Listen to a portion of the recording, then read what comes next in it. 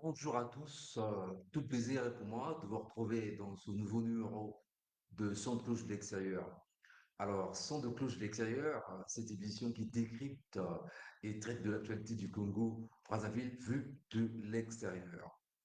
Alors, ce Son de cloche de l'extérieur de ce vendredi 30 janvier est un numéro spécial. Dans ce numéro spécial de Son de cloche de l'extérieur, nous reviendrons exclusivement sur les incidents qui se sont produits le 11 janvier dernier à proximité de Mindouli entre un détachement de la DGSP et des ex-ninjas. Voilà donc pour la vitrine de cette émission. Une fois de plus, bonjour et bienvenue à tous. Le 11 janvier dernier, des échanges de tirs ont été entendus dans le département du Poul, notamment dans la périphérie du district de Mindouli. Des échanges de tirs qui ont opposé un convoi de la DGSP à un groupe d'ex-miliciens ninjas proches de Fondé Bidiamou, dit Pasteur Tobi. À l'origine de ces échauffourées, qui ont duré plusieurs heures, l'incendie de deux motocyclettes à Ngamadiambara, à l'entrée de la localité de Mayama. En mission vers Pointe-Noire, dans le cadre de l'opération Zero Colonna, le détachement de la DGSP a ainsi procédé à la destruction des motos jugées irrégulières. Deux motos non enregistrées qui sont régulièrement suspectées de servir de grand banditisme. Une action qui, par la suite, a suscité la colère d'anciens miliciens armés de fusils de chasse qui ont entrepris de tendre une embuscade au convoi de la DGSP à hauteur du carrefour menant à Mindouli. Si, à l'issue de ces échanges de tirs, un bilan officiel n'a pas été communiqué concernant notamment d'éventuels blessés et des pertes de vie humaines. Toutefois, des vidéos diffusées sur les photos, sur les réseaux sociaux, bien évidemment, et largement partagées, renseignent suffisamment sur deux personnes mortes du côté des ninjas, comme on a pu voir les images tournées sur les lieux. Voilà en ce qui concerne les faits. À présent, si je m'arrêtais un instant pour analyser froidement cette situation, à la question de savoir s'il était opportun pour la DGSP de mener cette opération dans le département du Poul, je serais tenté de répondre par l'affirmative. Oui, ce détachement de la DGSP a eu raison de brûler ces motos appartenant aux ex-ninjas proches de Frédéric Michamo, alias Pasteur Anthony. Tant que ces éléments de la sécurité présidentielle ont estimé que ces motos en situation irrégulière représenteraient un danger permanent. Alors, autant la DGSP opère dans les autres départements, autant elle devrait le faire dans le département du Pôle, qui, à mon avis, ne devrait pas faire office d'exception sous le prétexte qu'il serait un département sensible.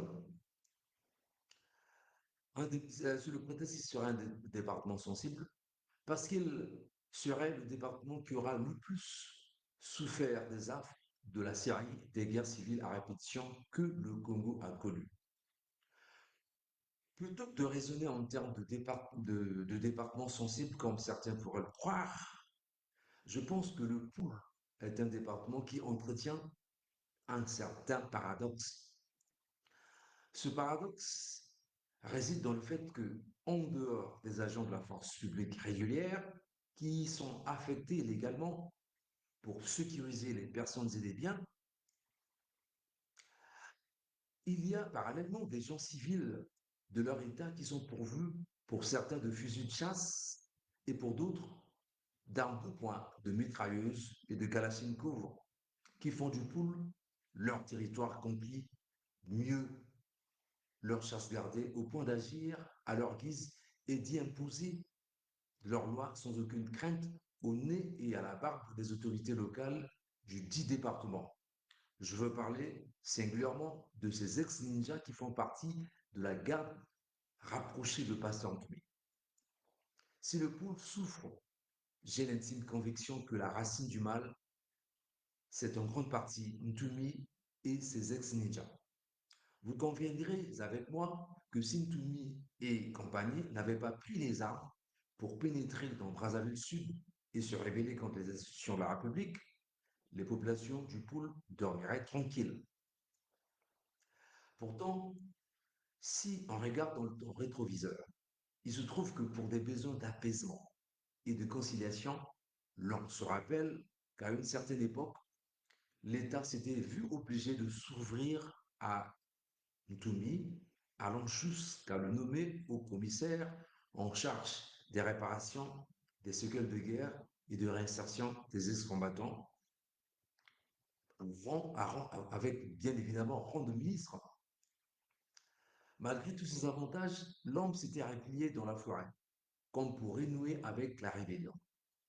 Activement recherché, un mandat d'arrêt avait même été émis auparavant contre sa personne.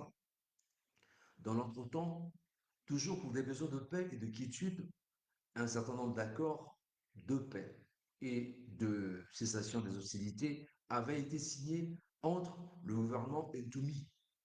Si la démobilisation des ex-combattants était l'un des têtes de chapitre de ces 10 accords, elle n'a jamais été effective.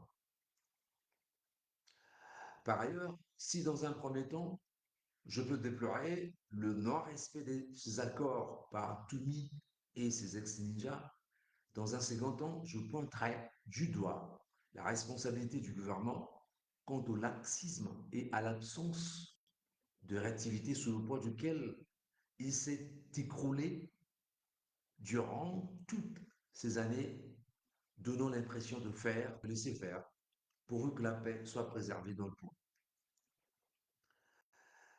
Vous comprendrez, chers téléspectateurs, aisément que si ces ex-ninjas se voient pousser les ailes et se croient tout permis, c'est tout simplement parce que les gouvernants ont dû laisser faire au nom de la paix. Et ce n'est pas étonnant de voir ces ex-ninjas n'en faire qu'à leur tête, faisant du Poul un département hors la loi.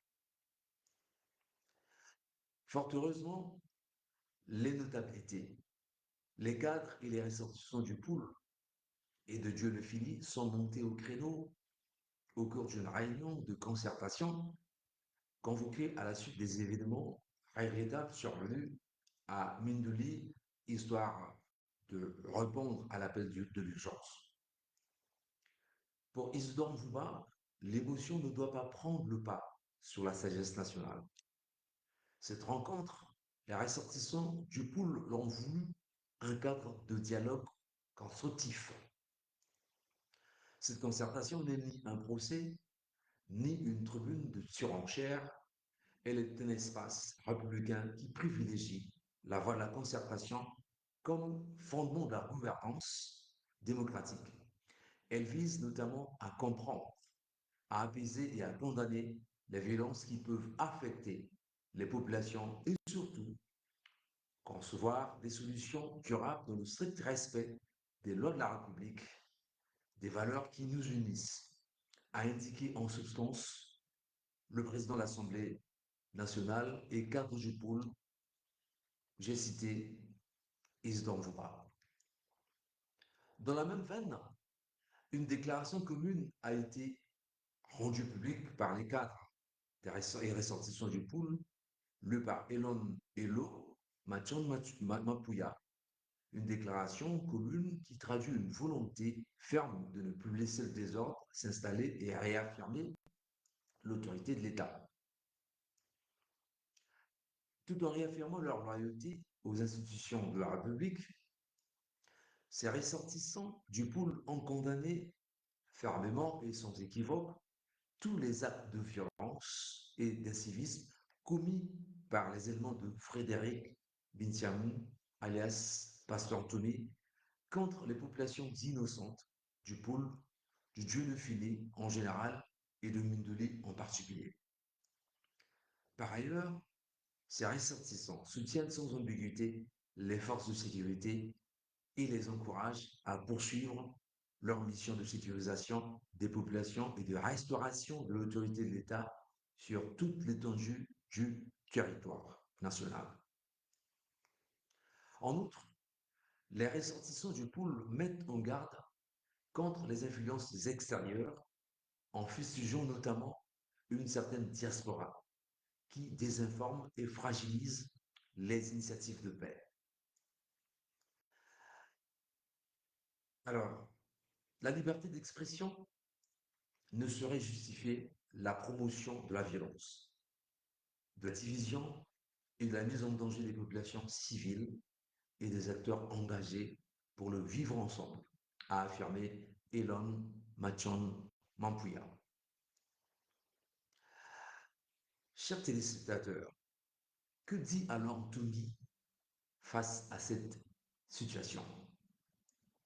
Eh bien, alors qu'il est resté silencieux depuis ces événements de Minduli, quand Frédéric Bincham, alias Pasteur Choumi, Pasteur Toumi, fait une déclaration le lundi 26 janvier 2026 dans laquelle il demande au gouvernement de respecter les engagements pris découlant des accords de cessez-le-feu et de cessation des hostilités du 23 décembre 2017.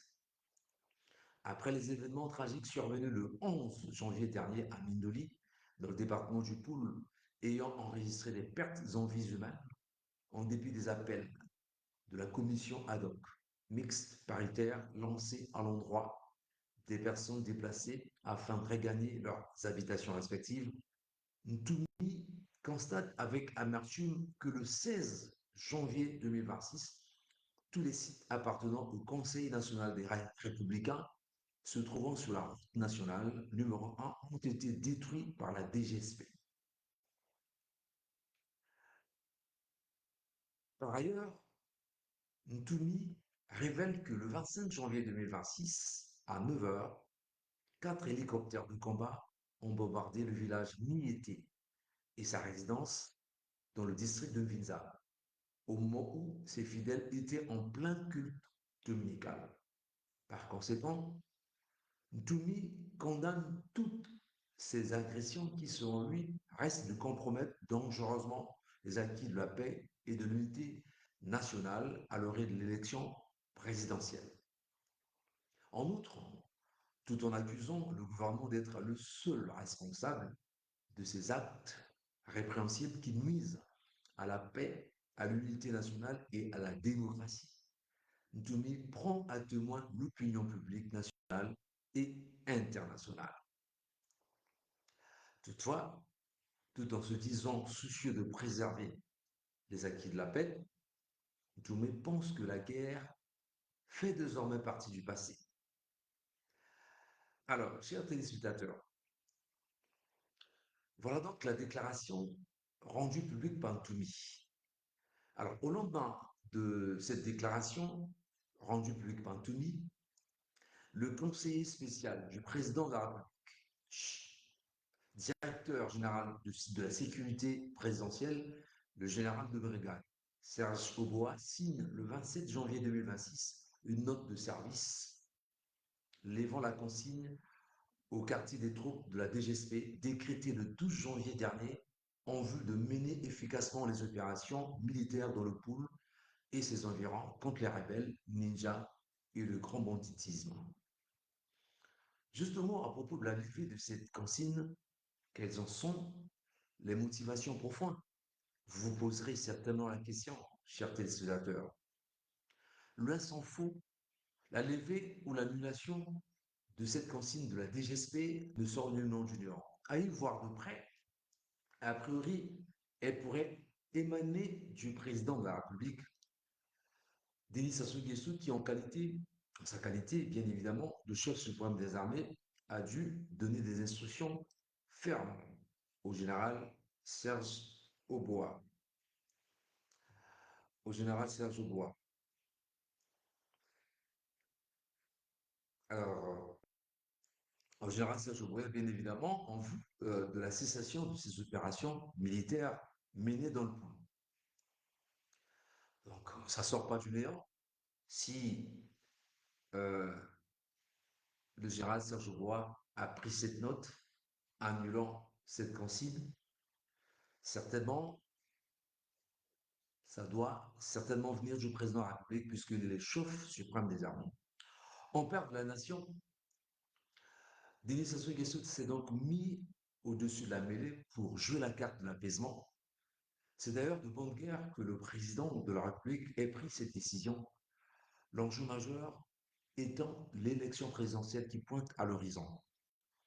Est-il besoin de rappeler ici, dans cette émission, chers téléspectateurs, que dans un de ses discours de fin d'année, Denis Sassou Nguesso avait plaidé pour une élection apaisée. Dans ces conditions, l'annulation des opérations militaires de la DGSP dans le pôle serait la bienvenue, puisqu'on imaginerait mal qu'à l'heure d'une échéance aussi majeure que l'élection présidentielle, que cette partie du pays soit en proie à des tensions ou affrontements armés, quitte à troubler la paix et la quiétude des populations alors qu'elles seront appelées à voter pour leur futur président en mars prochain.